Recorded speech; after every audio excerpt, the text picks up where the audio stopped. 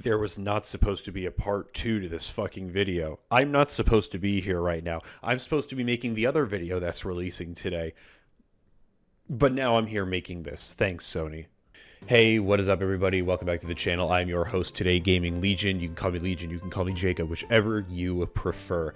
Why the fuck am I making a part 2 on this video? I thought I wrapped this up last time. Apparently not. Some of you didn't hear me. Some of you weren't listening when I said that digital is okay, but you should be getting physical. You should be getting physical. Now, why do I say this and why the fuck am I making a part 2? Because some people have all digital libraries for their PlayStations, and I'm going to be using PlayStation for a very specific reason. Because last weekend, currently it is Thursday, February 13th, just this past weekend, Sony had a server blackout for about 24 hours, I think it was something like that. Friday night going into Saturday. By Saturday night, it was back online. But for a full 24 hours, something like that, nobody could do shit. The servers were blacked out. So if you had any digital games, and I'll go through the list here, you were not able to download your digital games. If you had something in your library, you needed to download it to the system, you were not able to do that. Also, you were not able to download any updates, and this is even true for some physical games. I didn't have a problem with this personally, but I know some people said they did, where they would go to load up their disc onto the console and they couldn't even download the updates because updates aren't on the disc, obviously. Now, if you just had gotten the thing physically, you wouldn't have this problem. Like, I'm doing a thing right now where I'm going through all my PS5 and PS4 games, throwing them in and making sure that they can all fully download onto the console, plus with updates, because I had one disc that was scratched, so I'm like, fuck it, we're going through the whole thing. And I was doing that in the middle of this, and guess what? I was still fucking downloading all of those, and I was lucky even some of the updates were updating as well. Again, don't know if that was just a me thing, maybe somebody else is having a problem with it, I don't know about that. But hey, I could download all my games. Get fucked. Also, servers were down, so the entire PlayStation Store was down as well. You were not able to buy anything. For, I think it was Devil May Cry 5 Special Edition, there was a little add-on I actually wanted to buy for it. It was like $2. I went, I tried to buy it, could not buy it because servers are down. So not only can you not download games, you can't even purchase games, which for 24 hours, that's not that big of a deal. Not being able to download or even purchase a game for 24 hours, not that big of a deal. The problem is that Sony was not saying jack shit about what was going on.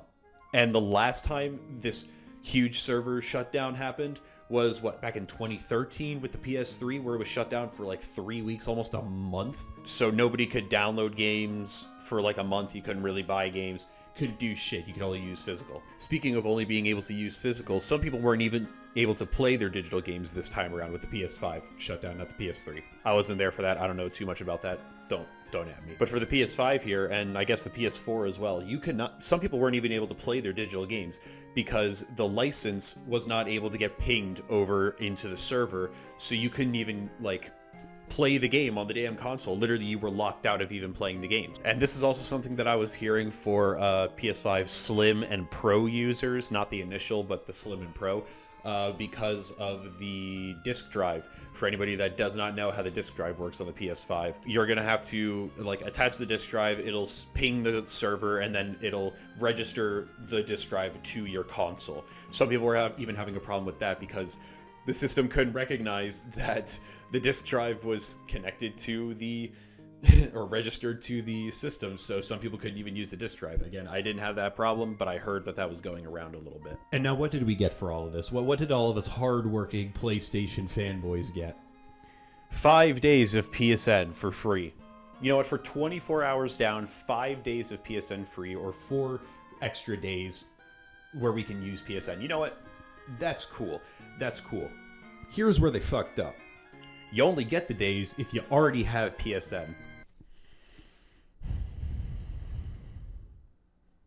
What? Yeah, that's right. If you did not have PSN at the time, when any tier, if you were not already paying for PSN, you don't get those 5 days. You get fucked. But what's really annoying about that is that this didn't only affect PSN players.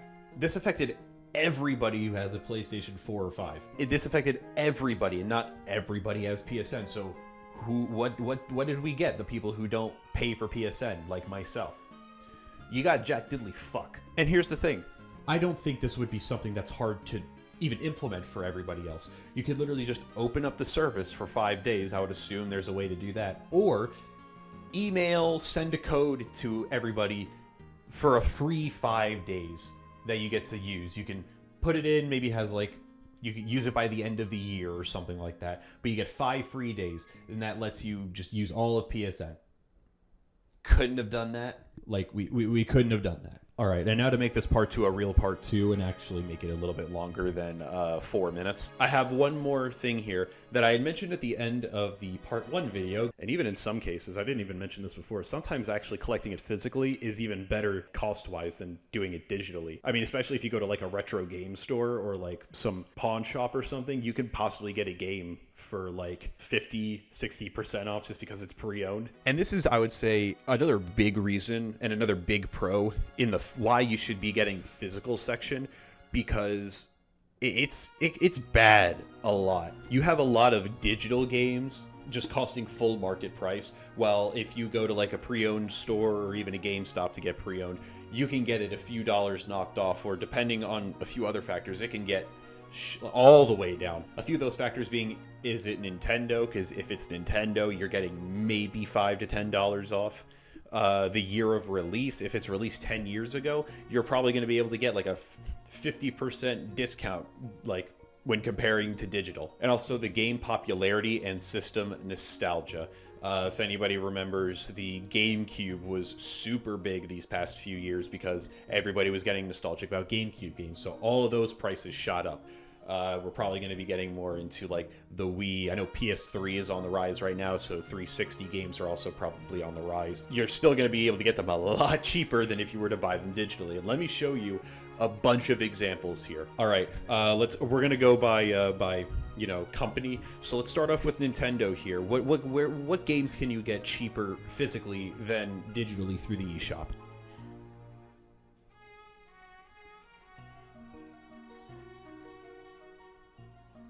Yeah, just go to the next section, dude. It's fucking Nintendo. Like I just said, you're only getting $5 to $10 off, maybe, and that's only on Switch games. Anything before, obviously, you can get more off, but the eShop's down on the 3DS, so it's not like you can even buy it digitally now anyway. So unless you want to go hack your 3DS, very easy to do, by the way. Yeah, you're buying that physically regardless. But for the Switch, good luck trying to find that shit at a decent price. Well, decent price, like more than $10 cheaper than digitally. All right, being real now, we're going to look at Xbox and PlayStation, and I'm going to tell you exactly how I did this. I went through the first 4 pages of each store, and I used Xbox. For Xbox, I looked at Xbox 360 and original Xbox games. For PlayStation, I just sorted by oldest, and I got some games that were kind of a cross-release on the PS3 and some PS4 games on here as well. I'd also like to preface this with the fact that I understand it's easier to get some of these digitally because, especially looking back at PS3 and Xbox 360 games, you might not have the console to play these on. I know Xbox is backwards compatible with some games, but not all of them, and for some of the ones that I have here on this list, they are not backwards compatible. So I 100% understand it's just easier to get them digitally at that point because you don't have the console to play them on. So I do understand that, but I'm looking at it from a perspective of if you had the choice of getting it either digitally or physically and there are no other factors, this is what you're working with. Let's start with Xbox here because they are some of the most egregious with this shit. First of all, looking at $30 games, so $29.99 digitally. Red Dead Redemption. Now I know we just got the remaster, so understandably the remaster is going to be like the $40 to $60 range. I still think that's bullshit, but you know what? It's a remaster, so who cares? Or no, sorry, not a remaster, a port, a PC port. So Red Dead Redemption, an Xbox 360 game. Game came out in 2010, 15 years ago. If you were to buy that digitally on Xbox, that is $30. Now, I just went out today. And I went to my local game store. I went to a Game Exchange because that's the local chain near us. Went there, tried to find all of these games on the list. Red Dead Redemption for the Xbox 360 specifically was $10. And hey, I can understand. Maybe you want the DLC and all that. I understand. You want the Game of the Year edition?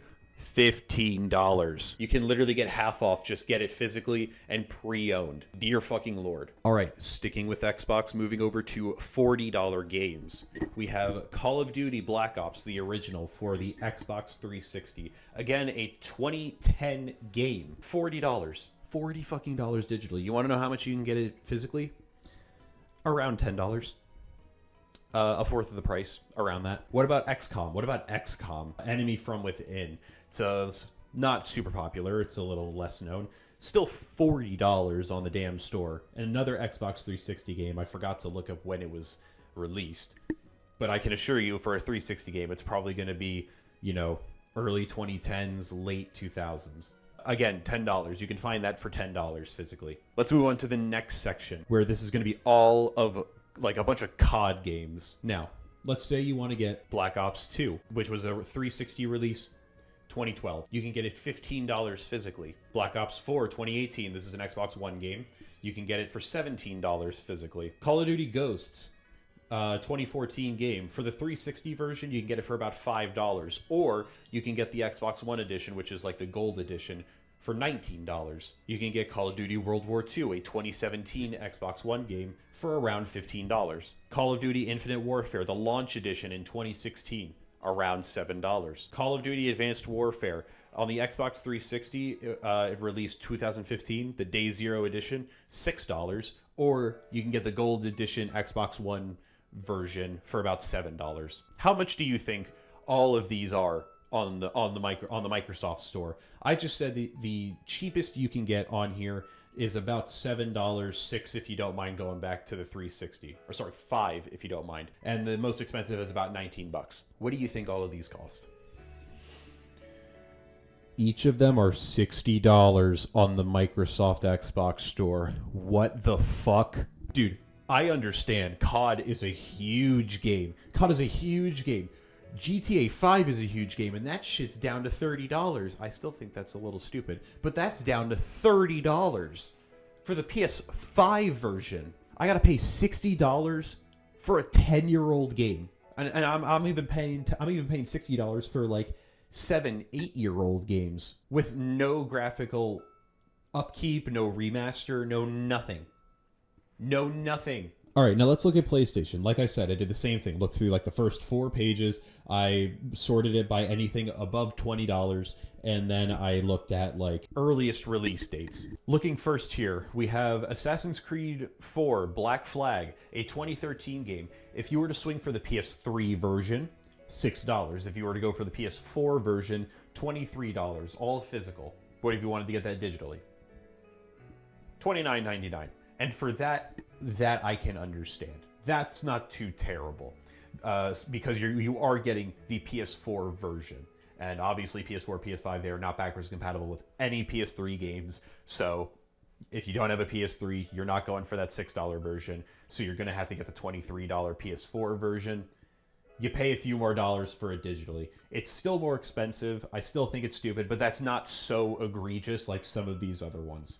Next up here, still sticking with Assassin's Creed for the next two. Assassin's Creed Unity, a 2014 game. PS4, if you were to get that physically, that is $9. Assassin's Creed Syndicate came out October 2015, so we're coming up on 10 years. $12, PS4 title. How much do you think that is? That is also $29.99 digitally. Yeah, you're paying almost 3 times as much just so you can play these games. These old, over 10-year-old Assassin's Creed games. Just get it physically. Oh. This one pisses me off. Disney Infinity 3.0 came out August 2015. Again, we're coming up on 10 years here. First of all, it is Disney Infinity. I love me some Toys to Life games.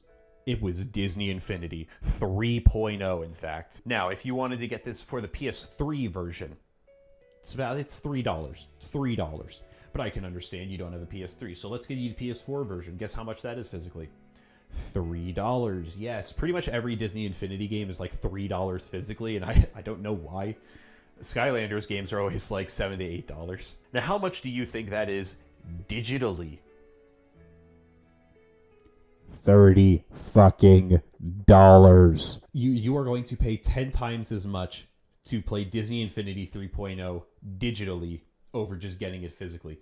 Now, keep in mind, this is also a Toys to Life game. For the price of being, like, if you were to take getting it physically over getting it digitally, thank you, Pokemon TCG. Just, if you were to get it physically, you could get, like, what, 10 figures, maybe? You can get, like, maybe, like, 7 to 10 figures and, like, little play sets because they're all a few dollars. You buy it digitally, $30, and then you have to get the toys on top of it. And the portal, and the play sets. Get the fuck out of here. I think making Toys to Life digital games in itself is really stupid because Toys to Life, the whole point of it is that you have to use physical things like a portal, you know, the figures, little items, play sets for Disney Infinity, etc.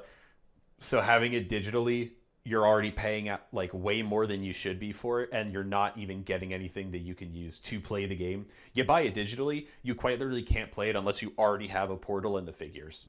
$30 for Disney Infinity 3.0. I'm sorry. All right, let's move on to another one. I love JRPGs. I know a lot of other people like JRPGs, so let's look at Final Fantasy 15, the Royal Edition. This came out 2016. Again, a PS4 title. How much do you think it is physically? In the comments, $7. Congratulations. How much do you think it is digitally? $35. Give it up for everybody in the comments. Woo! 5 times the fucking price. Oh my god. This is an 8-year-old game. We're coming up on 9. What the fuck are we doing? Hey, remember earlier when I said Assassin's Creed Black Flag was about $30? And only 23 physically? Yeah. Okay, cool. We're all on the same page. Now, what if you wanted the gold edition?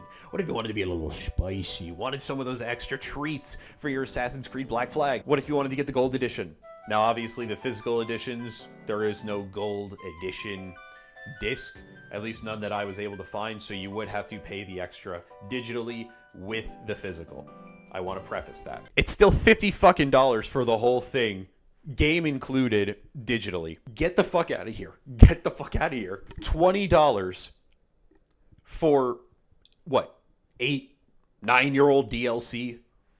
Shut up. All right, let's move on to some egregious shit right here. First up, Diablo 3, The Eternal Collection.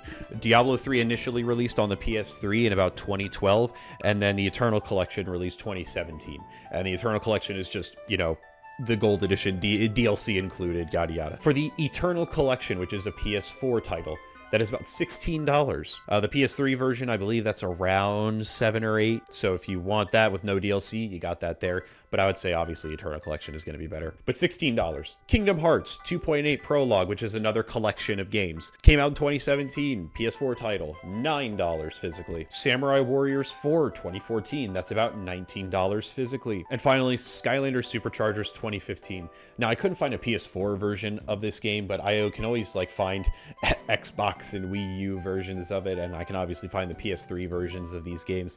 So it's around $7 to $9, somewhere in that range. All the Skylander games are about that much off Nintendo. How much do you think all of these games cost digitally? That's right, you were paying attention earlier. $60 fucking dollars. Fuck off. Skylanders Superchargers, 10-year-old game, $60 fucking dollars. Again, it's a Toys to Life game.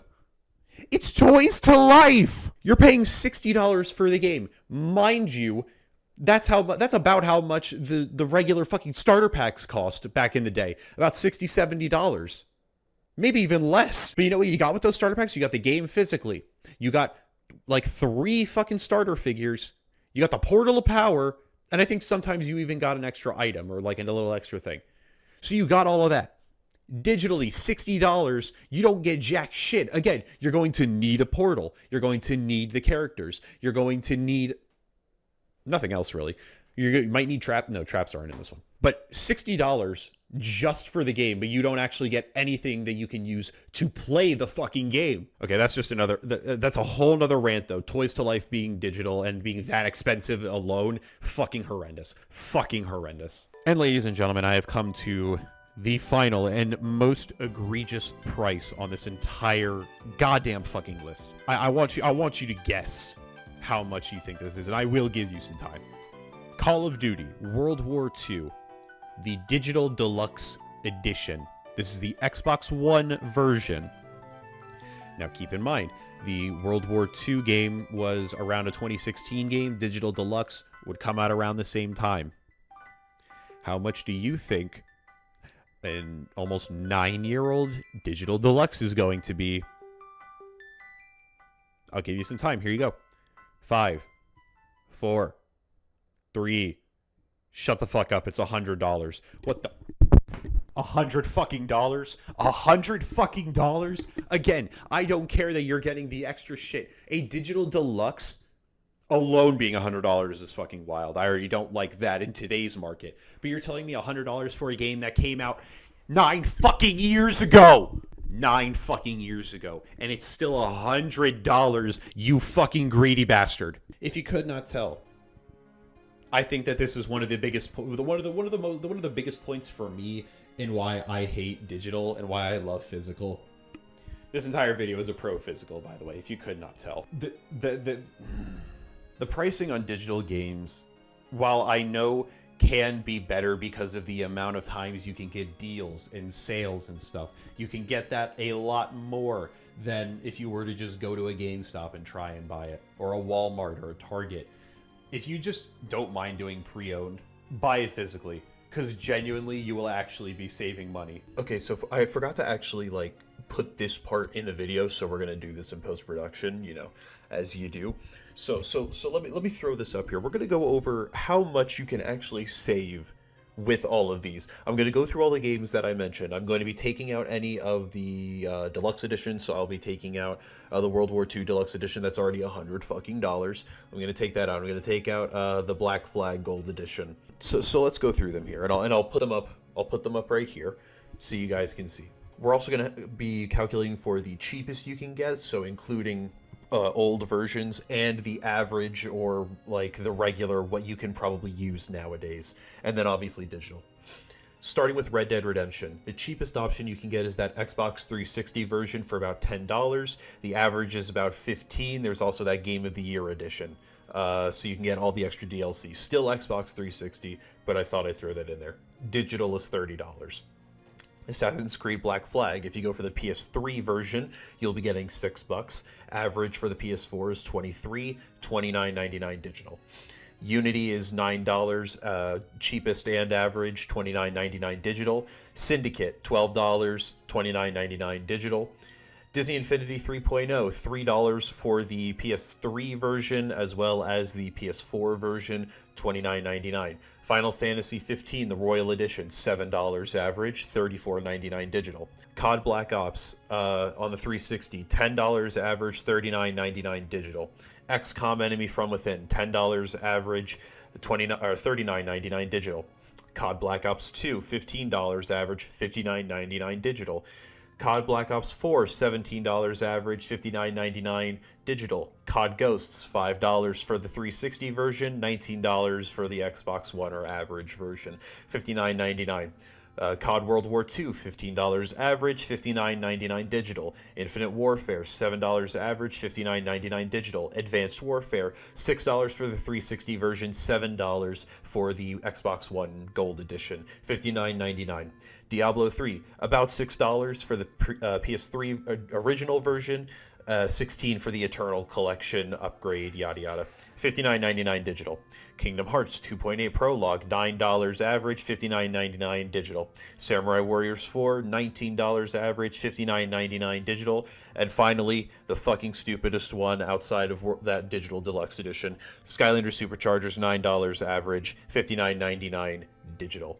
Did you have that all in your head? Did you do the mental calculations while I was talking? I was going a little fast. I just want to make sure you were keeping up with me. Doesn't matter. I'm about to tell you. So digital, all combined, assuming you got all of those pre-tax, by the way, $864.82 to buy all of that digitally, obviously on the Xbox Store and PlayStation Store separately, but combined price. If you were to go for the average of those, meaning you got the most recent version you could get, $222.